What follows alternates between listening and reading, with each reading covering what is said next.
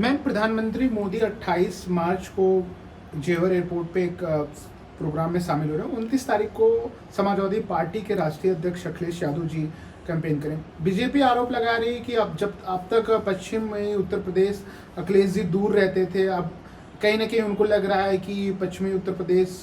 जो अहम भूमिका निभाता है उनके हाथ से न निकल जाए, इसलिए प्रधानमंत्री को देख के इस तरीके से रैली प्लान कर रहे हैं। देखिए, पहली चीज़ तो ये उनकी गलतफहमी है। समाजवादी पार्टी पश्चिम उत्तर प्रदेश में माननीय स्वर्गीय मुलायम सिंह यादव जी के टाइम से मजबूत रही है और जो संबंध रहे हैं उनके उधर से वो पुराने हैं, वो किसी से छुपे नहीं और मजबूत संबंध रहे हैं। रही बात इस रैली की, प्रधानमंत्री जी की रैली, वो गाज़ियाबाद में रैली कर सकते हैं जा कर के जेवर एयरपोर्ट के पास, लेकिन जो इन्होंने एमपीज़ की मीटिंग बुलाई थी और एक बड़े मुद्दे पर मीटिंग थी, उस पर उनको वो अपने आप को क्या मुंह दिखाने लायक भी नहीं समझ रहे थे कि वहाँ बैठ सकते थे। रही बात हमारे राष्ट्रीय अध्यक्ष अखिलेश यादव जी की उस रैली की, हमेशा से पश्चिम से ही बिगुल बजाया है, ज़्यादातर वहाँ से शुरू करते हैं रैली। और इस बार ये बड़ी एक रैली हो रही है जिसमें पीडीए समाज, यानी हम जिसको पीडीए कहते हैं, पिछड़ा दलित अल्पसंख्यक आदि आबादी और तमाम ऐसे पीड़ित लोग, वो सब कुछ हुंकार भरेंगे वहाँ से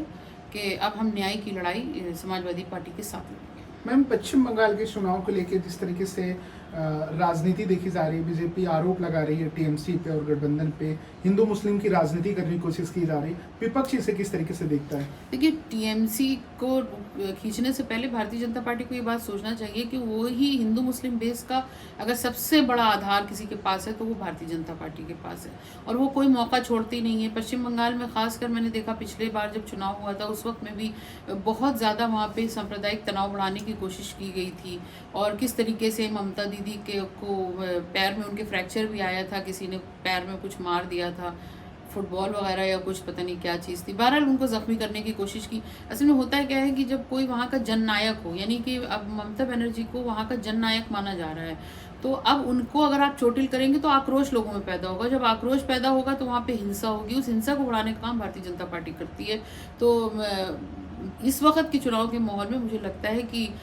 उन लोगों को समझदारी से काम लेना चाहिए और इनकी जो स्ट्रैटेजी है उसको समझना चाहिए। Thank you ma'am.